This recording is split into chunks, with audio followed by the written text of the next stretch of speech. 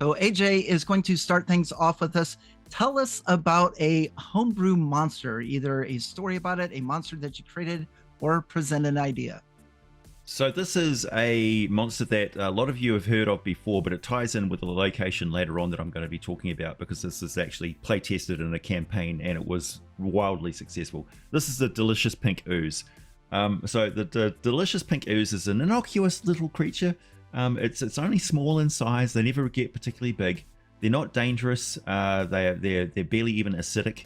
But what they do when you get near them is they spray you with a pheromone scent of extreme potency, which makes you smell absolutely delicious to every creature that smells this stuff. So it reacts with any sort of creature that it hits, and so you become as tasty as a halfling.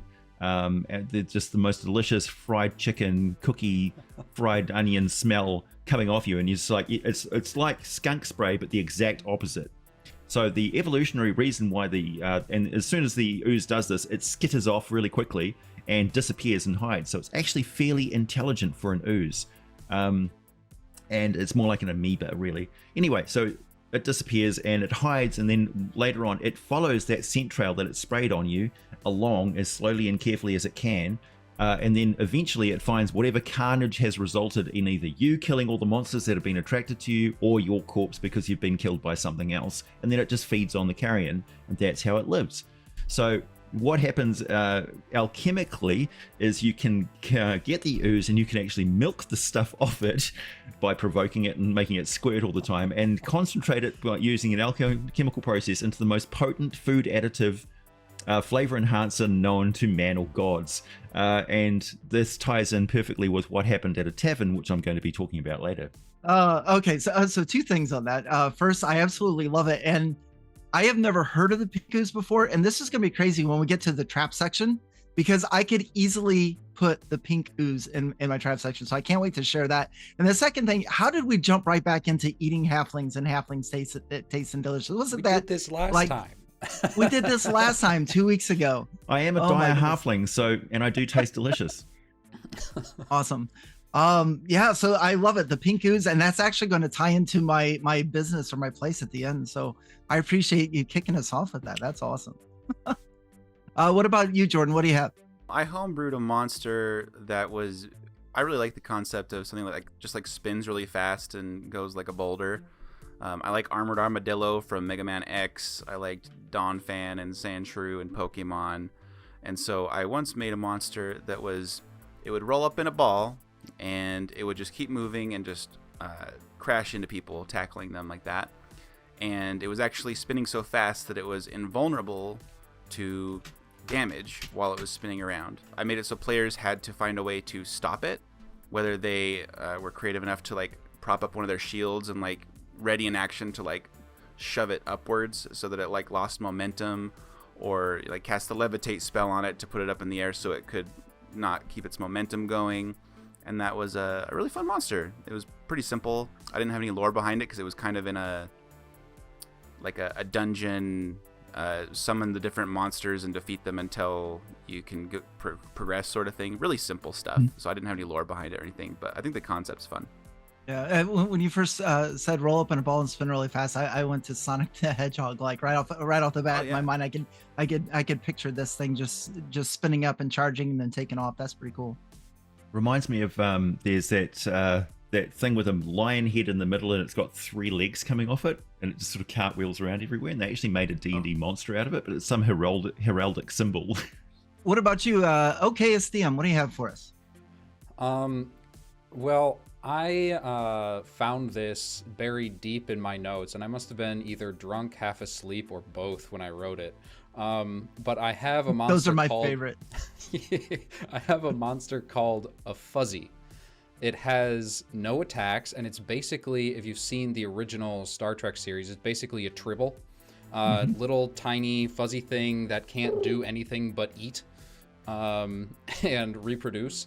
So it has no natural defenses whatsoever. So what it does instead is it bonds itself to something bigger and stronger that will protect it when it's in danger. So one of these little tiny fuzzy things could bond to a person because they're adorable, could bond to a horse, just something bigger than it, so that can bring it around if it wants to go anywhere, or it could bond to something stronger, like, I don't know, a dragon, an astral dreadnought, just this tiny little fuzzy thing that these giant creatures will die for. So you better not grab it, because you might piss off something that you don't want to. So what you're saying is they have an affinity for this thing, and they'll fight you for it. Is that what's going on? Exactly. I love that idea. Phil Kearney in chat just says, triple infestation on a spelljammer, eating your air supply fast and furious. Fast and furious. I guess I will go next. So I recently ran a one shot, and if it seems like I'm talking extra fast or stuttery, it's because I have asthma and allergies. And so I wanted to put that into the one shot that I ran. So last Sunday, I created the asthma zombie. So a lot of times in your pop culture, your zombies are brain eaters. On asthma zombies, they go for the lungs. They don't care about the brains. They'll leave that for their friends. They go for the lungs. So the way that I'm thinking about this is they look exactly like a regular zombie, except for they have a hole in their chest. You can see their lungs, and they wheeze all the time. They're terrible at stealth. You can hear them all the way down the hallway. They even walk slower than a regular zombie. Zombies are slow. Asthma zombies are 5 feet slower than that. And a few of the abilities that I thought for this, or when I ran in the game, is one, it's got a wheezing cough, and that's on if you're playing 5th edition, it's going to be on a recharge. So if you're within 5 feet, it's going to just wheeze and cough on you. And you have you could get zombie lung from that. Which means that your speed is going to be cut in half, and you are going to start wheeze and cough, and you're not going to be good at stealth, and you're going to want to get that taken care of and see a doctor right away. I am not a medical professional, so if you get zombie lung, you'll have to go elsewhere. My apologies.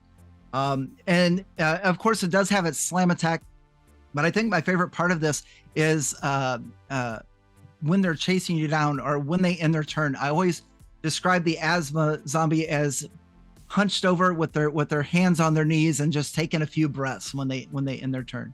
And then of course too, they're filled with all of these spores and pollen and mold and stuff like that. So when you do end up killing a asthma zombie, which they have terrible constitution, by the way, instead of them popping back up with 1 hit point like regular zombies do, they just explode, and everybody within 5 feet, they get caught in the cloud, and they'll have to make a constitution saving throw. So that is terrifying.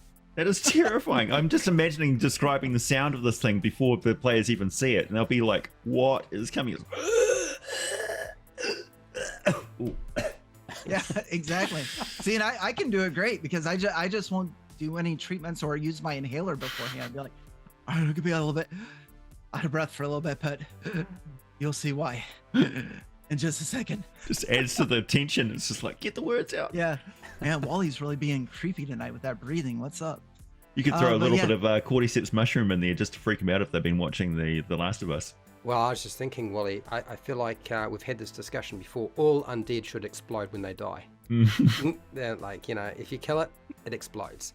The roving mauler is the one you were talking about, AJ. Yep. Lion head that had legs, and if it fell over, it couldn't get back up, and it used to breathe fire. It's the most ridiculous thing under the sun, but it's very... Might have to do a monster lore video on that one myself.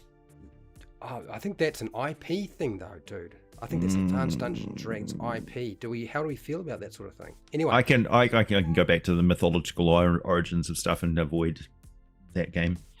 Yeah, because it came from somewhere else, didn't it? Yeah, right. Yeah. Cordyceps, that's right. We actually have talked about the pink ooze before, AJ, and you remember I put a video up on my channel after you had one on your channel, trying to kind of cash in on your popularity there, eh? Not Cobalt Press, though. They rejected the idea for their last monster manual. I was heartbroken. This is why I brought it up, because I wanted to mention. Guess what? You remember Cobalt Press turned you down for that monster. Yeah, I know. How do you feel about that? Is it going to wind up into one of your books now? Well, probably not. But I think they rejected it because they thought it was something like, I don't know, adult themed. It's really not. Adult themed? I am confused. Anyway, The delicious But pink. Before we go on from that, I do have to say that I too had a monster that was turned down from Kobold Press. I actually had I submitted two. I submitted one for the Creature Codex, which got turned down, and the second one for Tome of Beasts 2, which got accepted. It's in the book. But the one they turned down for Creature Codex, I'm kind of glad they did it, because now I've totally revamped it, redone it, and it's going to actually be in the Quintessential Guide to Monster Encounters. So Nice. I'm going to publish it anyway.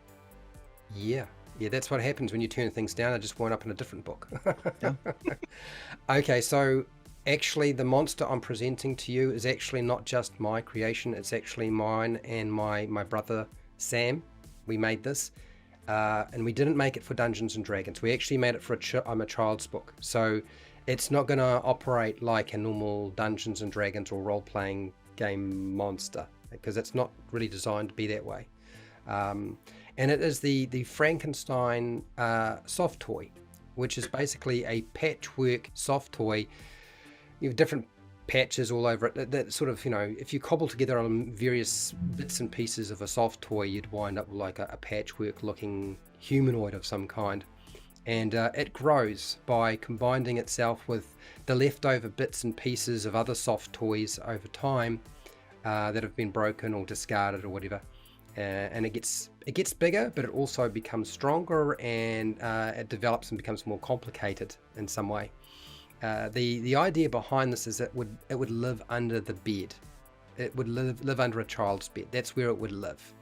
And what I really wanted to, and my brother were wanting to try and capture, was the idea that the love from the child who loved the soft toy before it became sort of no longer a soft toy anymore and just a bunch of parts that had been sewn together multiple times, was imbued into the actual soft toy. And so when those bits sort of come together, they form an actual sentient being. And its intention was never really to scare anybody. It was more as a guide for a child, because there's always the monster under the bed, but this particular monster under the bed, actually, when you finally get to know it and realize that it isn't going to bite your head off or eat your toes, is actually kind of on your side.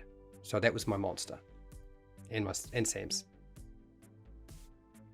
I like it. Whenever you say the monster lives under the bed, I immediately go to creep factor 10. That's just, Oh yeah. You're like, it's not intended to be scary. I'm like, oh, there's so many ways I could make this scary. Like, that's a perfect creature for a Beyond the Supernatural game from Palladium. That just fits perfectly. In fact, I think they've even got something like that. Or the scene from Akira where the psychic children make a monstrous illusion out of the toys all becoming giant size with that like creepy child's music in the background. Yeah.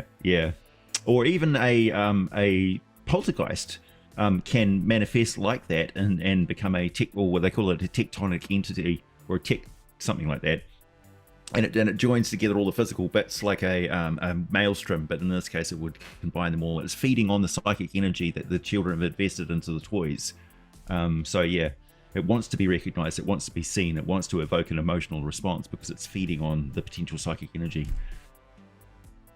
I can definitely see myself using that monster in like a Halloween one shot, but it's good, because a lot of people, you describe something that's either grotesque or something like that, and they immediately go to that's going to be an evil thing or whatever, and that's why I like using stuff like that to be like, no, it's a pretty cool dude, If it gets physically stronger in the game every time somebody gets scared of it, and it's just like constantly running into townsfolk and things, and you're saying, be calm, it's not dangerous, and they're like, ah, and it gets, it could run out of control.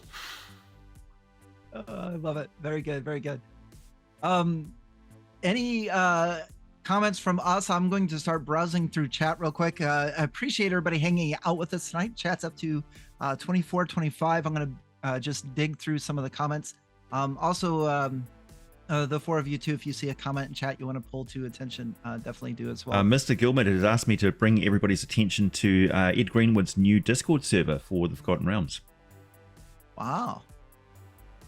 Didn't know that he had one. Now you do. And I won't even mention that he signed my book here either. I won't even mention that. I got it. That I got to meet him a few months ago. Very cool. So lucky. I hope I meet him. Nacho Man says monsters can squeeze the pink ooze on food like a condiment. That was... Or just rub it over you. It's the condiment you don't even have to pass. It just crawls over to you. Goblin runs up to you with a bottle of something and just starts rubbing it onto your leg. Like, what the? Get off me! No, Like- just here, having a good time. Oh man, lots of tribble sounds in chat. So everybody that did that gets 50 points. Make sure somebody's keeping score. Let me guess, that's AJ's responsible for that one, I'd imagine. Yeah. Yeah.